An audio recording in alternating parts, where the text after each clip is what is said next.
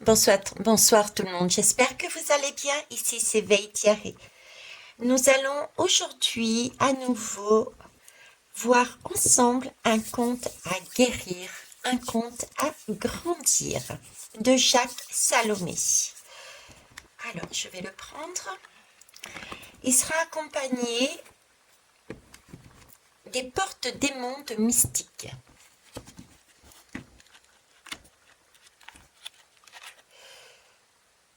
Oh, le conte du magasin de la vie. On l'a déjà fait celui-ci.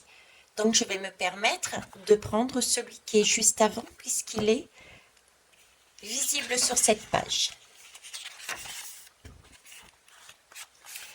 Le conte du petit hérisson qui ne piquait pas de l'intérieur. Ok. Je vais caler. Il était une fois un jeune hérisson pour qui la vie avait été difficile jusque-là. La seule chose pour laquelle il semblait vraiment doué, c'était de se mettre en boule. De nombreuses attaques lui avaient appris à se protéger, et il savait se faire tout rond, plus vite que n'importe quel hérisson. À force de se faire agresser, il avait d'ailleurs fini par croire que tout le monde lui en voulait. Bien des êtres avaient essayé de s'en approcher, et s'en étaient retournés tout meurtris. C'est qu'en plus, il avait aiguisé chacun de ses pics et prenait même plaisir à attaquer le premier. Sans doute se sentait-il plus important ainsi.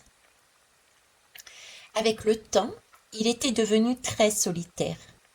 Les autres se méfiaient de lui.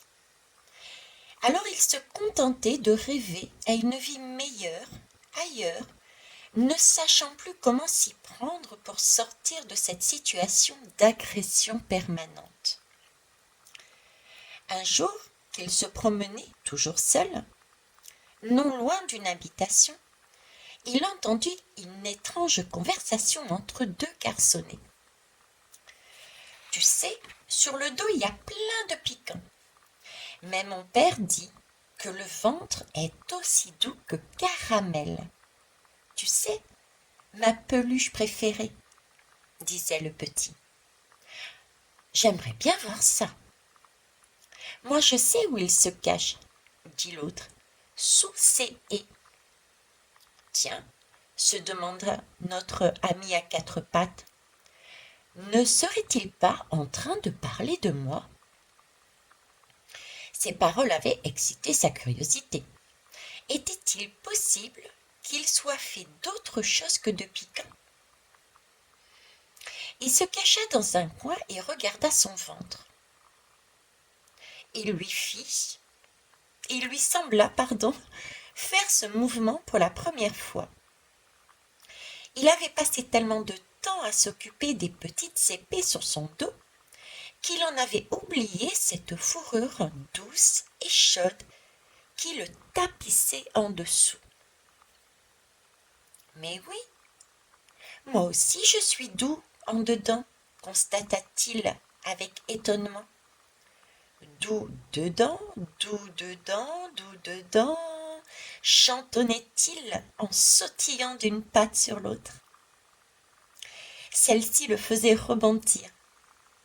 Tiens, il avait aussi oublié le plaisir de danser. Car les hérissons dansent les soirs de lune. Le saviez-vous? Tout en dansant, il s'était rapproché des deux garçons. Le plus grand disait à l'autre. Les renards font pipi dessus pour les obliger à s'ouvrir. On pourrait bien en faire autant, comme ça on verrait. Ah non, dit le plus jeune. Je ne veux pas leur faire de mal, ils sont très gentils. Il faut en apprivoiser un, en lui apportant tous les jours un œuf. Les hérissons adorent les œufs. D'accord.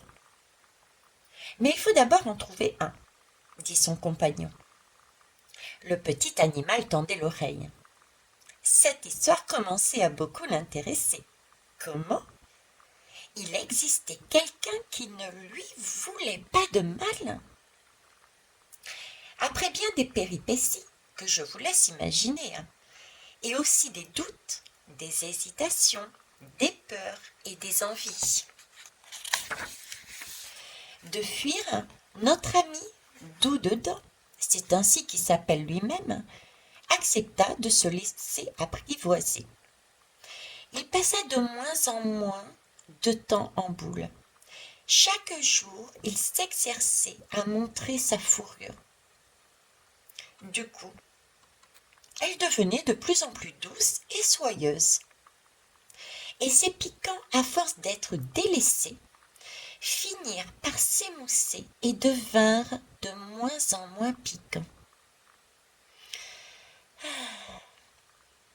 Que c'est bon d'avoir des amis, et aussi de se sentir si doux. À force d'apprendre à être doux, il avait même fini par rencontrer une compagne qui, elle aussi, avait un ventre très, très... Et devinez ce qui arriva. Ce conte a été proposé par Agnès Donon.